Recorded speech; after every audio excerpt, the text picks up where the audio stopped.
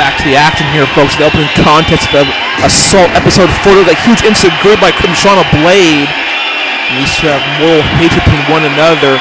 And believe it or not, both Crimshauna and Anna actually requested this match here tonight. And they didn't want to wait till later in the show. They wanted to have the match right here and now. What they said, a few words that I'm sure they easily take exception to before the match started. Also, you see Karen Cortas as well as Renegade Diva in their respective corners cheering on their partners. Obviously assisting them breaking up that feud that transpired before the match even started. But look at that, Antan going high risk. He's going to try to even again. And look at that, Crimshauna Blade's rolling out the way.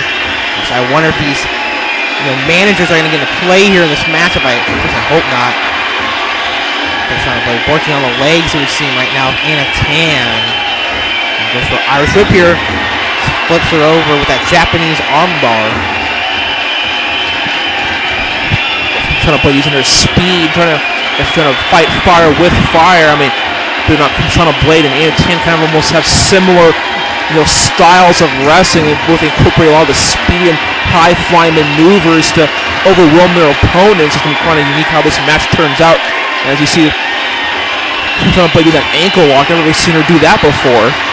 Continuing that punishment on the leg she was working on early in this matchup when she's raked it, trying to pull out its socket. Anna Tan is coming back here, turning Crimshauna over and just sick into groove in the back of the head. I don't know how she can come back from that. Look, oh my! That's a good way to break the spine there, wouldn't you say, Rock Dog? Yeah, I would. If you put more pressure behind that could have snapped her spine in half. Look at Anna Tan doing here. Oh, look at this. It's going to be a huge neck breaker. Oh my! He's right with a neck first on the mat. And then he's going to have this corkscrew again and hits that senton. Oh, look at this typical Anna Tan getting her feet on the middle rope here. And obviously the referee doesn't see it. Luckily, Crimshauna Blade able to kick out of it. Oh, it's turned on that float over DDT. Man, Crimshauna Blade able to battle out of any type of predicament. And now as you can see, put this triangle hold on, trying to hyperextend the shoulder there, but Anna Tan battling out there. Now these two is battling back and forth. I mean, it seems like these two just can't get the upper hand on their opponent. Is whenever one person dishes out a move, the other has some type of counter to counteract their move. Very even fight indeed. Now once again, Crimshauna Blade going from the legs and now working on the arms. That would definitely help her in that Kumwanian embrace you likes to do, is folding her opponent up like a pretzel. If those leg and arms are injured, it's going to even make that much more easier for the 3 count. Crimshauna Blade though, Irish Whipping Anna Tan in the corner. So at top here, this doesn't look good for Anna Tan. Something huge is in store. Those are going to be a huge follow-away slam off the middle rope. The slinger clearly across the ring here. This could be all she wrote. No pun intended. And look, that's only a 2 count. And as you can see, the fans and jumped off the spin with a huge tornado DDT there. And obviously, as you can see, the fans definitely get behind Crimshauna Blade supporting her. This eats that huge right hand hook there. This could be in for Anna Tan as we know it. She can manage to hit the Kumani embrace. This looks like she's going for it. This will be all but over. No one's gonna kick out of this. She's put too much pressure on the arms and legs this entire match. My God! Did you see how she was folded like that, folks? That's not human. Bending her in ways that people are not supposed to be bent. Just folding her up with a pretzel here. That cover, and she somehow able to kick out. Okay, the fan is throwing a chair. Goodness, there's even a fan that's more steam. These two are destroying. Even more fans are throwing out steel chairs here. And the referee does not know what to think of this matter. I guess even the fans want these two to destroy each other with weapons here. Goodness, I mean, you can never. You can never expect what's going on in the mind of the UWA fans here in live attendance. Look, it's Karen Cortas on the. Wait a minute! Anna Tan's that shit out of fans doing well. Karen Cortas was striking the referee for whatever reason, I guess. Look at that. Typical Anna Tan once again with the feet on the ropes. Oh my goodness, just like that.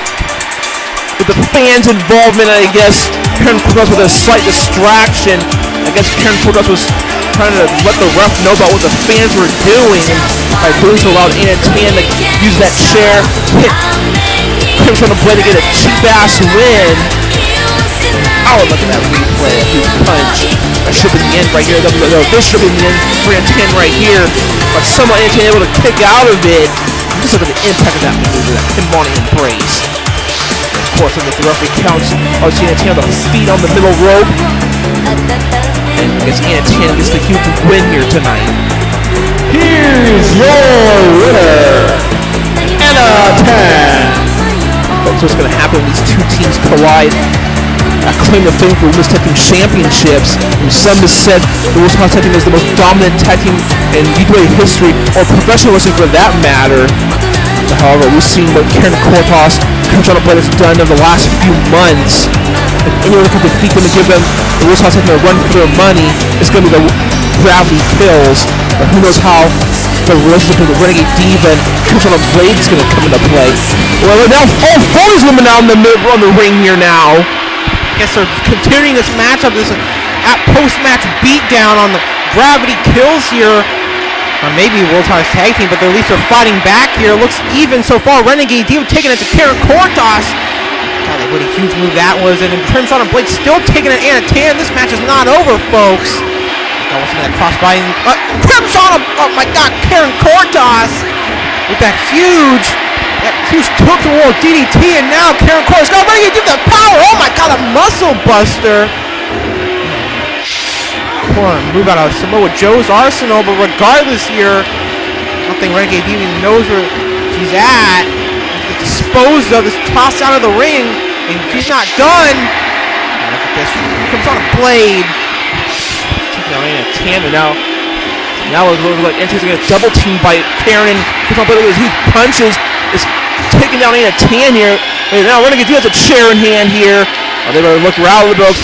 And wait a minute, Karen Cortos and Anatan. Oh, wait a minute! That chair, wait, inadvertently hit Crimson Blade. My goodness, folks. Now, to see Karen Cortos just throwing Anatan out of the ring here, but my God, obviously, I think that was accidental, folks.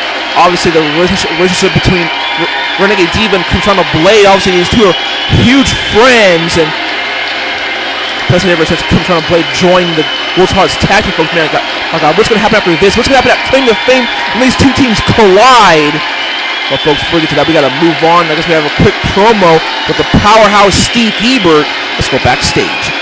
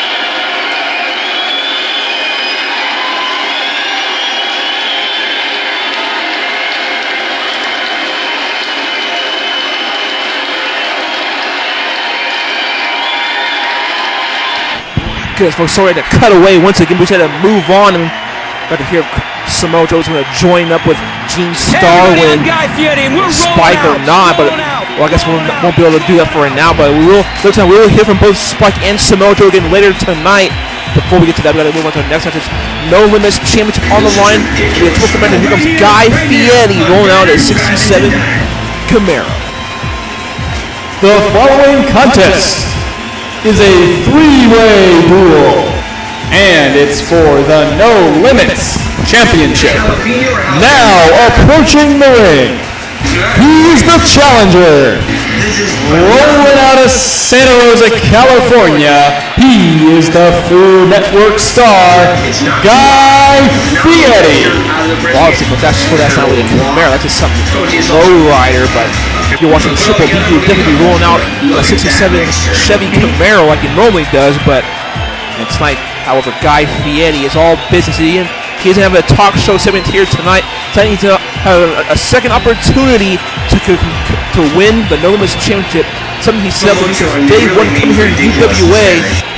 How's going to go against two men who he's dealt with in the past, both Adam Savage and Jamie Hyneman. Now, folks, originally it was supposed to be Guy Fieri and Jamie Hyneman one-on-one here tonight. But after Full Kill was attacked by Adam Savage, well, Adam Savage made his point and made a statement, so Adam Savage was thrown into the mix here tonight. Now introducing his opponent, he's the challenger. From San Francisco, California, Adam Savage. Of course, folks, you got to remember one key factor. Adam Savage, the current champion, Badass, and Jamie Hyneman, of course, both former tag, were part of a former tag team called the Mythbusters, which, of course, people would say they were the best tag team in history for the last 2 years until they broke up at Beach Party Slam when they lost to the Gridiron Greats. Ever since then, these two men went both their separate ways. But once these men found out that they both want the No Limits Championship, just like Guy Fieri does, Jamie Hyneman didn't want anything to do with Adam Savage at that point. He was pushed back on him and all his fans.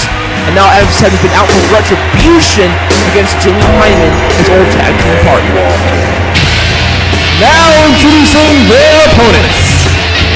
He is the current No Limits Champion. From San Francisco, California, Jamie Hyneman. Of course, we see Jamie Hyneman rolling out on his motorcycle, claiming his badass persona, and we've seen the last month to what makes him badass. Well, I can't say the same thing about the way he's maintained his No Limits Championship status. Of course, last week he lost to Spike Spiegel by disqualification, and of course, as we all know, folks, the championship cannot change hands under disqualification. Only pinfall, submission, and knockout. Sometimes, hopefully, you get a clean win from one of these three men. I'm sure both Adam Savage and Guy Fieri and all the Adam Savage and Guy Fieri marks would love to see them two go over Jamie Hyneman here tonight and become the new No Limits champion. But obviously Jamie Hyneman is not going to allow that to happen over his dead body. So it's for the No Limits championship, folks. Of course, so far it's only been 3 title holders. Started with Rampage, and started with Vicious, and became Rampage. And now Jamie Hyneman has beaten Rampage, and now he's a Criminals champion, but that can change all here tonight.